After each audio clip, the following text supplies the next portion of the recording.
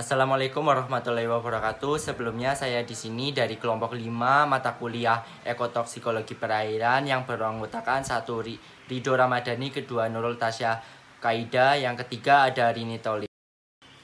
Baik, di sini saya akan sedikit mereview materi yang sudah kami kerjakan mengenai efek toksik timbal pada tingkat penetasan dan larva kelainan pada ikan nila. Ikan nila sendiri merupakan salah satu spesies yang berpotensi terpapar polutan, termasuk timbal salah satunya. Timbal sendiri merupakan salah satu komponen logam berat yang diketahui digunakan untuk proses produksi berbagai logam produk, baterai, pestisida, dan keramik. PB sendiri masuk ke ekosistem perairan melalui hubungan limbah industri, erosi tanah, pengendapan udara, dan aktivitas pertambangan. Hasil sebelumnya mengungkapkan PB pencemaran di beberapa perairan Indonesia, antara lain Sungai Tondano, Sulawesi Utara, Danau Balang Tojong, Sulawesi Selatan, dan Sungai Batanghari, Sumatera Barat.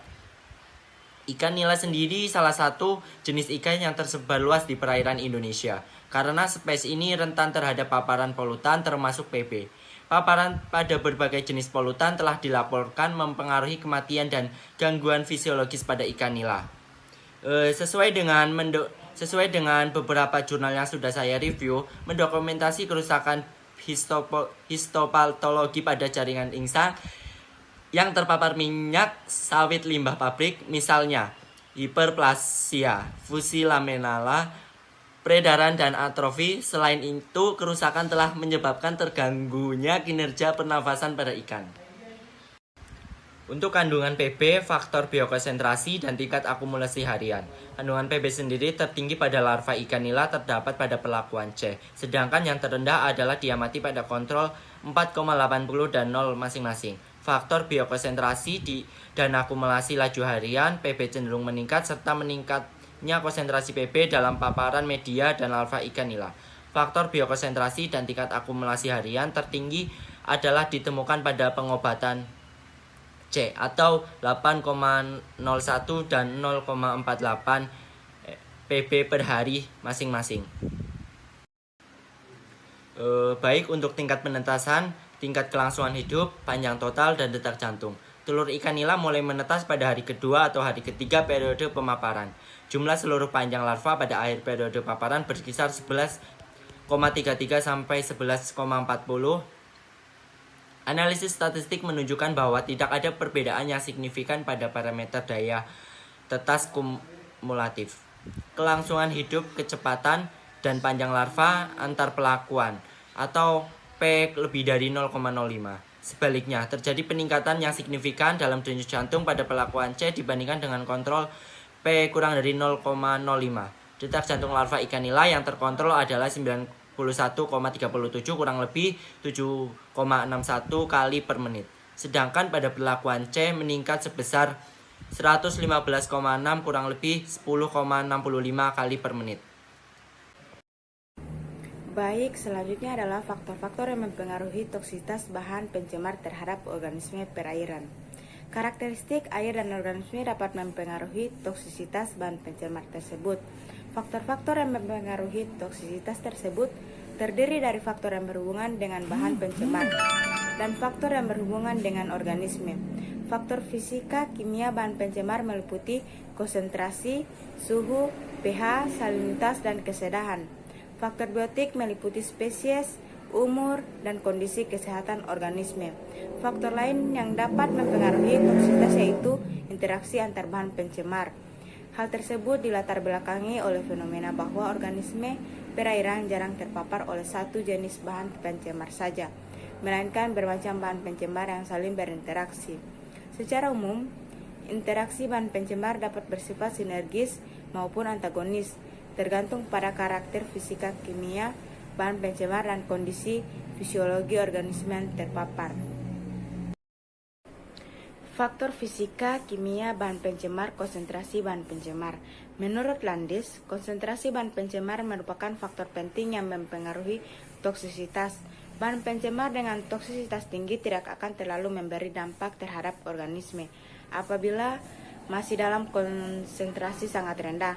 Sebaliknya, bahan pencemar dengan toksisitas rendah akan berpengaruh buruk apabila dipaparkan dengan konsentrasi tinggi.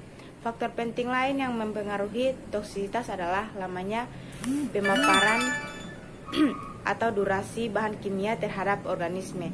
Pemaparan yang lebih lama akan memberi dampak kronis yang lebih buruk terhadap organisme perairan. Suhu atau temperatur. Beberapa penelitian melaporkan bahwa bioakumulasi dan toksisitas bahan pencemar meningkat seiring dengan perubahan suhu. Peningkatan suhu diketahui dapat menurunkan kandungan oksigen terlarut di perairan. Lewis et al. 2016 melaporkan bahwa toksisitas lembaga CU terhadap Isopoda Exoperama gigas meningkat seiring dengan kenaikan suhu sebesar 10 derajat Celcius. Toksisitas CU meningkat ditandai dengan semakin kecilnya nilai LC 50 hingga 44% dari 2204. Pada suhu 5,5 derajat Celcius menjadi 1245 pada suhu 15 derajat Celcius. Sementara itu, waktu yang dibutuhkan untuk menyebabkan kematian LCT 50 pada konsentrasi CU 2200 menjadi 2 kali lebih cepat. Dengan demikian, toksisitas suatu bahan pencemar akan meningkat seiring kenaikan suhu, ditunjukkan dengan menurunnya nilai LC 50 dan LCT 50. Kadar keasaman atau pH. Penurunan pH di lingkungan perairan antara lain disebabkan oleh pengasaman. Asidifikasi merupakan salah satu penyebab utama dehidrasi lingkungan. Tidak hanya disebabkan oleh toksisitasnya, namun juga karena efeknya terhadap spesiasi, mobilitas, dan bioavailabilitas bahan kimia. Untuk sebagian organisme perairan, pH terendah dapat meningkat toksisitas logam. Adanya hubungan dengan kuat antara penurunan pH dan peningkat kelarutan. Ion logam dapat menyebabkan peningkatan bioakumulasi dan toksisitas. Meski demikian, hubungan antara pH dan toksisitas logam sebenarnya jauh lebih rumit, tergantung pada ikan kimia dan spesies logam. Henrique et al. 1984 melaporkan bahwa toksisitas aluminium terhadap ikan salmon Gairderi meningkat pada pH rendah. Kondisi tersebut dijelaskan oleh Zurich and Scarlett 1989 bahwa gangguan fisiologi yang terjadi pada pH rendah 5,4 meliputi hilangnya elektrolit, kerusakan sel, kerusakan pada insang yang menyebabkan gangguan proses pernafasan. Salinitas berpengaruh pada toksisitas bermacam bahan pencemar, terutama logam terhadap organisme estuari dan laut. Pada beberapa penelitian, toksisitas logam menurun seiring dengan peningkatan salinitas, di mana kejadian sebaliknya juga teramati dan merupakan hal yang rumit. Salinitas tidak hanya mempengaruhi geokimia logam, tapi juga pada fisiologi organisme dan sensitifnya terhadap pemaparan logam. Kesadahan atau hardness memiliki beberapa kesamaan dengan alkalinitas, biasa diekspresikan sebagai konsentrasi kalsium karbonat. Meskipun kesadahan merupakan konsentrasi kation, sedangkan alkalinitas merupakan konsentrasi anion. Kesadahan berpengaruh terhadap toksisitas logam. Toksisitas logam akan menurun pada kondisi perairan dengan kesadaran tinggi. Marquis 2013 melaporkan bahwa peningkatan kesadaran sebesar 20 kali lipat menyebabkan toksisitas uranium. Macrophyta Ceratophyllum demesrum berupa inisbi pertumbuhan menurun hingga 4 kali. Selanjutnya, faktor biotik. Menurut Rand dan Petrocelli 1985, setiap spesies memiliki sensitivitas yang berbeda terhadap bahan kimia. Hal ini disebabkan oleh perbedaan kemampuan dalam merespon bahan kimia tersebut. Beberapa spesies mampu melindungi dirinya sendiri dari paparan bahan pencemar untuk waktu yang singkat. Misalnya, kerang-kerangan mampu menutup cangkangnya dan tetap bermetabolisme dalam kondisi anaerob selama beberapa waktu. Wang et al. 2010 menjelaskan bahwa invertebrata dan ikan laut memiliki kisaran sensitivitas yang berbeda terhadap kadium. Selanjutnya, interaksi bahan pencemar. Biota laut sering terpapar pada bermacam bahan pencemar dibandingkan hanya pada satu jenis bahan pencemar. Hampir pada setiap kasus pencemaran lingkungan, perairan umumnya selalu berkaitan dengan efek interaktif lebih dari satu jenis bahan pencemar. Menurut Okamura dan Ayoma 1994. Secara umum, efek interaktif bahan pencemar dapat berupa efek sinergis atau antagonis atau berlawanan. Bergantung pada jenis bahan pencemar dan kondisi organisme yang terpapar, efek sinergis merupakan efek toksisitas gabungan dua atau lebih bahan pencemar, di mana pengaruh toksisitas akan lebih besar dibandingkan hanya satu jenis bahan pencemar. Sebaliknya, efek antagonis terjadi pada kondisi di mana pengaruh toksisitas dua atau lebih bahan pencemar akan lebih rendah dibandingkan efek yang terjadi pada pemaparan satu jenis bahan pencemar, menurut Landis dan Yu 2004. Selanjutnya adalah uji toksisitas ekstrak daun bakau Soneretia alba terhadap Artemia. Artemia adalah salah satu zooplankton yang penting bagi keberlangsungan usaha pembenihan ikan. Artemia merupakan awal lanjutan yang diberikan setelah larva berusia dari 10 hari. Terpilih sebagai pakan awal bagi larva karena memiliki ukuran yang kecil, gerakannya lambat, mudah dicerna, mudah ditingkatkan nilai gizinya dengan pengkayaan, sangat disukai oleh larva dan mudah dibudidayakan secara massal. Namun banyak yang berpendapat bahwa sebagai pakan awal bagi larva, ikan sebagaimana rotifer, Artemia juga bersifat sebagai karier bakteri terbesar dalam jaringan rantai makanan.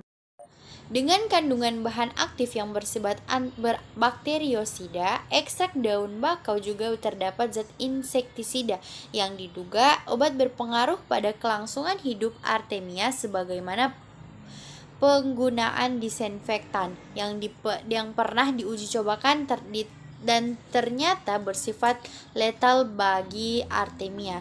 Informasi mengenai efikasi ekstrak daun bakau yang mampu mengadilkan pertumbuhan beberapa bakteri dari genus Vibrio, namun hingga saat ini belum ada informasi perihal konsentrasi yang aman bagi Artemia bila mendapat perlakuan perendaman ekstrak daun bakau untuk mereduksi bakteri yang berasosiasi dengan Artemia.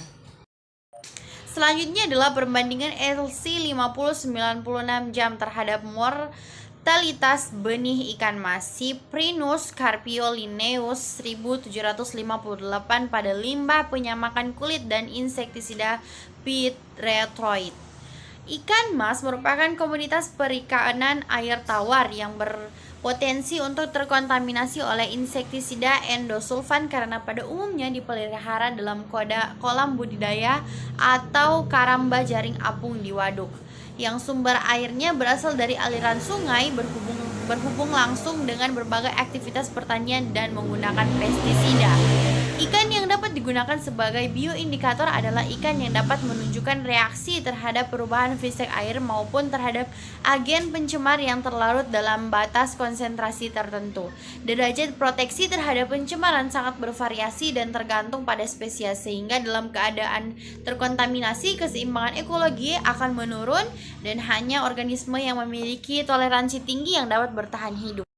Penelitian dilakukan untuk menganalisis LC 50-96 jam limbah cair penyamakan kulit dan insektisida pyrethroid berbahan aktif deltametrin terhadap mortalitas benih ikan mas yang berukuran panjang 3-5 cm dan untuk menentukan daya racun yang lebih berbahaya antara limbah cair penyamakan kulit dan insektisida pyrethroid berbahan aktif deltametrin bahan dan metode penelitian dilaksanakan pada 13 Maret 2017 sampai 12 April 2017.